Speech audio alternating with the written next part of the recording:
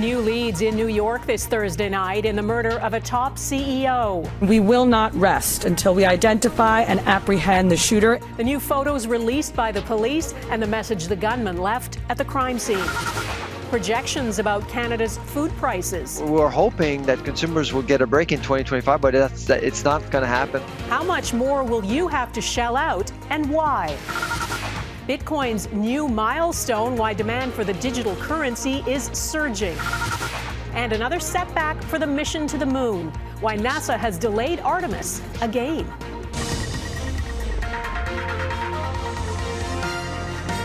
Global National with Donna Friesen. Good evening and thanks for joining us. A manhunt is underway in New York City after the brazen shooting of the chief executive of UnitedHealthcare early Wednesday. Brian Thompson was shot while walking to a meeting with investors in Manhattan. Police say it was a targeted attack, and today they released these photos of what they call a person of interest, images taken by surveillance cameras as they piece together the gunman's movements. In the hours after it happened, social media exploded with anger towards the American health insurance industry, which is notorious for high premiums and delayed or denied payouts. And as Bianca Facchinei reports, the killer left behind clues to the possible motive. Deny, defend, and depose. Those words written on shell casings discovered at the scene where UnitedHealthcare CEO Brian Thompson was killed, according to the Associated Press. We will not rest until we identify and apprehend the shooter. New photos of a person of interest were released by investigators Thursday. Those photos were taken at a hostel in Manhattan's Upper West Side. The fatal shooting is being described as a brazen and targeted attack. Based on the evidence we have so far, it does appear that the victim was specifically targeted, but at this point we do not know why. Thompson was killed while walking to the Hilton Midtown Hotel, where UnitedHealthcare, the biggest insurer in the U.S., was holding its annual investor conference. The suspect approached from behind, striking the victim at least once in the back and at least once in the right calf. Many people passed the suspect, but he appeared to wait for his intended target. In a statement, UnitedHealthcare wrote, "We are deeply saddened and shocked at the passing of our dear friend Brian Thompson," adding, "We are working closely with the New York Police Department and ask for your patience and understanding during this difficult time." Thompson's wife, Paulette, told NBC News her husband said people had been threatening him, though it's unclear who. The attack has chief security officers at Fortune 500 companies rethinking corporate security. Surveillance video shows the gunman fleeing on foot and then on a bicycle, which he rode to Central Park. He was last seen in that area Wednesday morning. The NYPD Crime Stoppers are offering a $10,000 reward for any information leading to an arrest and conviction. Bianca Facchinei, Global News, Washington. If you are already planning ahead for 2025, you might want to factor in the rising cost of food. According to researchers at 4 Canadian universities, the cost of groceries will increase anywhere from 3 to 5% next year, higher than the rate this year of 2.8%. Climate change, the low Canadian dollar, and the incoming U.S. president are all part of the price equation. As Heidi Petracek reports, some Canadians are already changing their shopping habits. Full grocery bags often mean empty wallets these days. Price of groceries, very, very high, very expensive. I mean, even people with money are tight. They're strapped. We're hoping that consumers will get a break in 2025, but it's not going to happen. The latest National Food Price Report estimates a 4-person family will spend about $800 more on food next year. And most of Eastern Canada, Quebec, New Brunswick, Nova Scotia, and Newfoundland and Labrador will see prices rise above the national average because of imports. The effects of climate change on crops and the low Canadian dollar, biggest factors. Our economy is not as strong as the U.S. as well, so that's probably going to impact our grocers' buying power overall. Foods with the most sticker shock, once again, meat, shooting up between 4 to 6%. Followed by vegetables, 3 to 5%, and bakery and dairy items predicted to increase 2 to 4%. Rising costs already changing how we shop. They're usually $8.99, and they were $5.99 today. David Gallagher now makes special trips to the store when there's a deal. He avoids large retailers in favor of an independent local market. I don't eat meat that much. You know, meat's expensive. More than half of Canadians recently surveyed by Dalhousie University prioritize sales and discounts over nutrition now, which is why this vlogger shares tips for getting good food on a tight budget. Shop the flyers. Chicken is on sale this week. You're going to make some chicken. Although for many, the strain is too much. 8.7 million people in Canada are living in food insecurity. Food banks trying to keep up. When we look at middle-class families coming to us, we understand that, you know, the demands must be more in the household. People are trying to keep their lights on, pay their rent. The upcoming GST break will offer some relief, but when that ends February 15th, the squeeze on shoppers continues. Heidi Petracek, Global News, Halifax. There's a new snapshot of how often Canadians go to hospital emergency departments for conditions that aren't emergencies. The Canadian Institute for Health Information says 15% of ER visits were for conditions that could potentially be managed by a family doctor or another primary care provider. 9% could have possibly been managed virtually.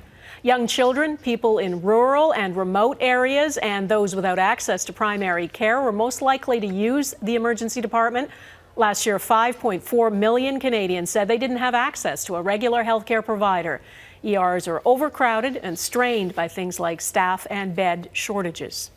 3 weeks into the strike at Canada Post, and the union says it is ready to get back to mediation. Canada Post revealed today it's reviewing new counter-proposals submitted by the union to the government-appointed mediator. The talks derailed last week. Both sides were still far apart on key issues. The biggest sticking point is expanding delivery to weekends and how to staff those days. The federal government is expanding the list of firearms that are banned in Canada. The announcement was made on the eve of the anniversary of what's known as the Montreal Massacre, when 14 women were targeted and killed because they were women. Mackenzie Gray explains what's being banned and the difference it might make. Mackenzie.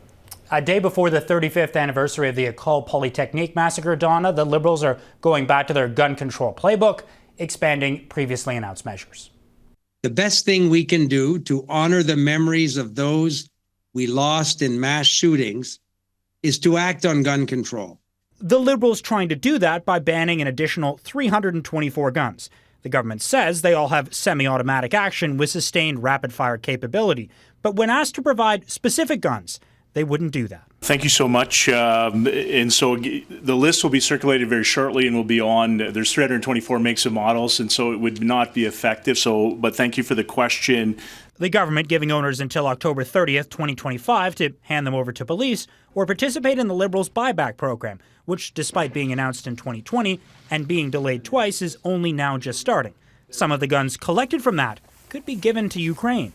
Every bit of assistance that we can offer to the Ukrainians is one step towards their victory and a worthwhile investment of our collective time and efforts. BC's former public safety minister is skeptical of the effectiveness of the buyback program. It's not going to make much of a difference on the illicit firearms that are used to cause havoc in society in our country.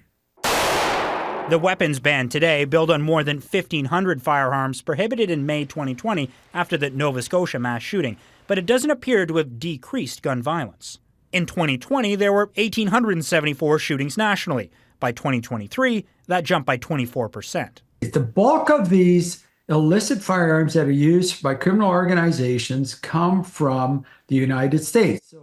The Liberals were trying to continue to keep the political conversation on gun control, Donna, with legislation to limit large-capacity magazines set to come in March 2025.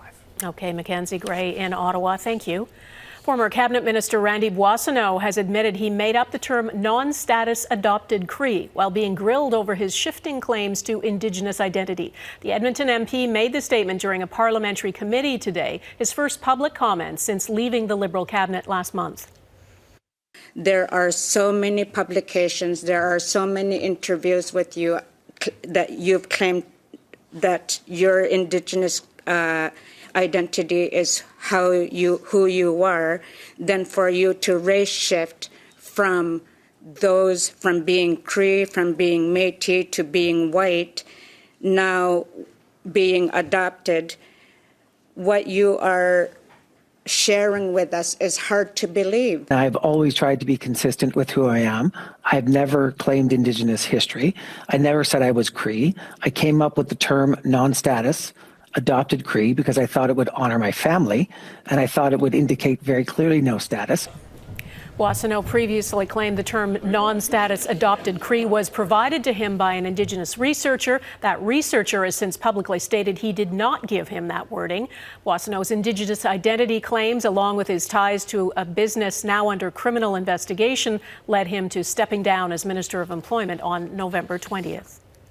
A politician who ran for the federal Conservative leadership and lost to Pierre Poilievre says foreign interference did not affect the outcome of that race. Patrick Brown, now the mayor of Brampton, Ontario, was summoned to appear before a federal committee investigating allegations of interference by the government of India. A report by Radio-Canada, quoting multiple sources, says Indian government agents attempted to hurt Brown's campaign for the Tory leadership. David Akin reports on Brown's testimony today. In the end, the 2022 Conservative Party leadership race was not even close. Pierre Poilievre won with 70% of the votes. At the time, none of the losers complained about the outcome, but 2 years later, Patrick Brown's campaign is under renewed scrutiny over suggestions that agents of the government of India tried to sandbag his candidacy. A Commons committee had to subpoena Brown to get him to talk about it. I don't have an interest in revisiting partisan debates. Brown also said he had no new evidence to offer the committee. I don't believe foreign intervention affected the final outcome of the Conservative leadership race. But Brown's appearance was not so much about his campaign as it is about the winner, Poilievre, the only federal party leader who has declined so far to take a top-secret briefing on how his party is connected to foreign interference by India. Sikh organizations have already told the committee Poilievre should change his mind. Not having that clearance at this point, I would go so far as to say it's willful blindness. Brown was asked about Poilievre's decision, and he tried to dodge the question. I don't want to be part of any contrast, just to say I think everyone benefits from as much information as possible. Poilievre has said he will not take the top-secret briefing because he would have to agree not to talk about any of the secrets he might learn. We're not going to allow the government to silence leaders of the opposition. But a former CSIS director takes a different view. There are a lot of things you can say. It's just you have to be more careful and you have to choose your words more carefully. And this political back and forth over the briefings makes no sense to several Canadian Sikh leaders who also told the committee that this failure of all party leaders to be fully briefed on interference by India only hurts India's targets here in Canada. Donna. Okay, David Akin in Ottawa. Thank you, David. Bitcoin's boom coming up. What's fueling the cryptocurrency surge, and will it stick?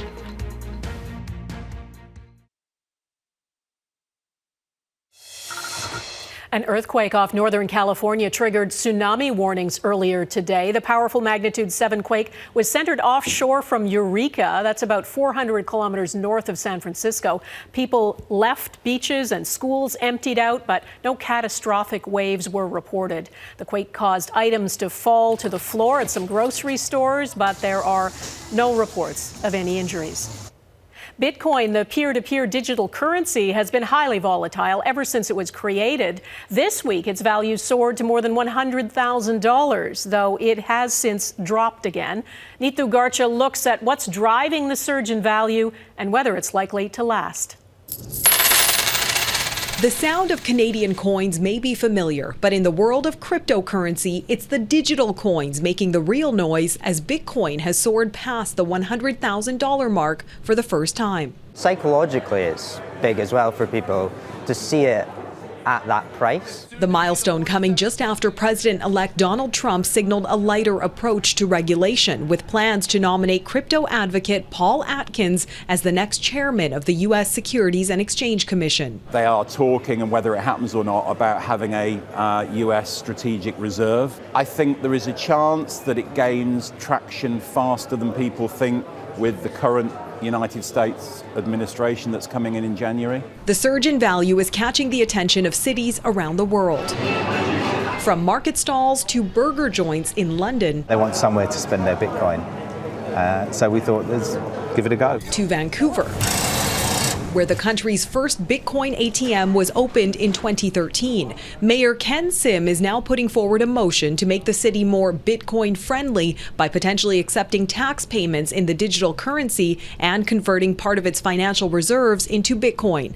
The question is, can it maintain its upward trajectory, or will its notorious volatility send it crashing down again? This financial analyst advises investors to beware of its unpredictability. The excitement's in it today, and coming in at this moment, you might be taking a lot of risks at this point in your investment decision and what the outlook for cryptocurrencies might be. As Bitcoin continues to break new ground, the digital currency's future remains uncertain as people and cities consider staking part of their financial future on it. Neetu Garcha, Global News, Vancouver. In the U.S., a federal judge has rejected a plea deal between Boeing and the U.S. Justice Department. In July, Boeing agreed to plead guilty to a fraud charge in order to settle cases linked to two fatal 737 MAX crashes that killed 346 people. Boeing agreed to pay more than $243 million and invest $455 million in compliance and safety programs, plus appoint an independent third party to monitor compliance protocols. In rejecting the plea agreement, the judge called it a sweetheart deal and cited opposition from victims' families. Boeing and the Justice Department now have 30 days to update the court on how they plan to proceed in the case.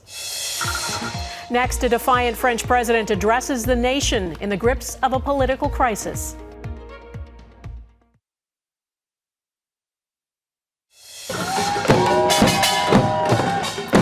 Hundreds gathered in Seoul today calling for South Korean President Yoon Suk-yeol to resign after his attempt to declare martial law on Tuesday. That declaration lasted about 6 hours and sparked outrage in the country and concern among international allies. The defense minister who recommended the move stepped down today. The president now faces an impeachment vote as early as Saturday, as well as an investigation by the national police into allegations of treason. French President Emmanuel Macron came out swinging today in his first public address since the collapse of the government in a non-confidence vote. Macron says he will name a new prime minister, and he's rejecting opposition pressure to step down. Vincent Macavini reports on the political turmoil in France. Clouds forming over a country in political crisis. A defiant Emmanuel Macron addressed France Thursday night after becoming the first president to lose a prime minister to a confidence vote in more than 60 years. He pledged a replacement soon and to carry on.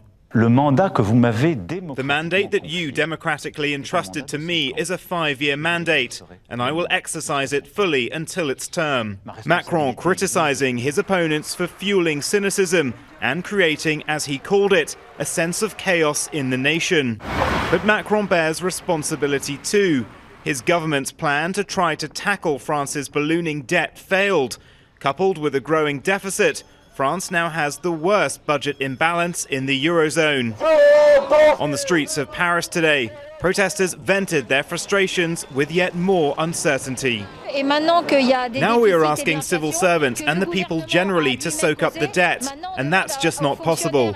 At European Union headquarters in Brussels, there are rising concerns that political vacuums in its two biggest economies, France and Germany, could spell broader trouble. France needs to find its way out of this political deadlock into an economy that is more dynamic, grows faster, and is able to bring down its fiscal deficit. Macron's next opportunity to appear presidential comes this weekend at the reopening of Notre Dame. His vow to restore the cathedral within 5 years, a political promise kept. But he may well be tempted to say a little prayer for his political future. Donna? Vincent Macavini in London, thanks. Rebels in Syria claim they have taken control of a second major city. Video appears to show the HTS militant group celebrating in the city of Hama, which is home to about 1 million people. That city was captured a week after insurgents stormed Aleppo, reigniting civil war in Syria. Syria's defense minister says military troops have been withdrawn from Hama as a temporary tactical measure. Ahead, a new setback for NASA's next mission to the moon.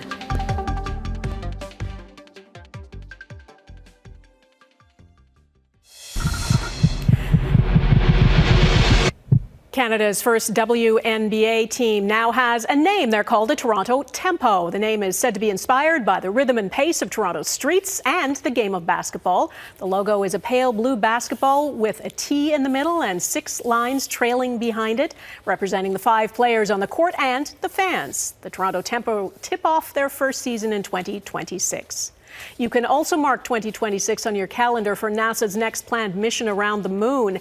There's been another delay to the Artemis mission. It was announced today. It's the one that Canada's Jeremy Hansen is scheduled to be on board. Taria Isri takes us through why he'll have to wait a little bit longer. The Artemis mission, the next great leap in lunar travel, and one the world will have to wait a little longer for. Space is hard. And the endeavor, like Artemis, over a half a century after Apollo, is hard. Artemis 1 traveled unmanned to the moon in 2022, but actually sending astronauts on Artemis 2 now moves to April 2026 from a planned launch next fall, nudging Artemis 3 further too to 2027. Sometimes in space, delays are agonizing and slowing down is agonizing. The root cause of a problem that emerged during Artemis 1. The empty Orion capsule returned with a crack in its heat shield. Engineers only recently pinpointed heat damage, which happened during re-entry into the atmosphere. So NASA has decided to adjust its return path. That change in direction means delays. But NASA says it still expects to beat China's 2030 timeline to the moon. That we establish our presence there so that China would not be there and say, keep out. That area of most promise is the dark side of the moon and the presence of water, now just a little further from our reach. Taria Isri, Global News, Montreal. And that is Global National for this Thursday. I'm Donna Friesen. Tonight's Your Canada is the Christmas market in Ottawa. We'd love to see your festive Canada photos. Please email them to globalnational@globalnews.ca. And thanks for watching. Carolyn Jarvis will be at the anchor desk tomorrow, and I will see you again next week. Bye-bye.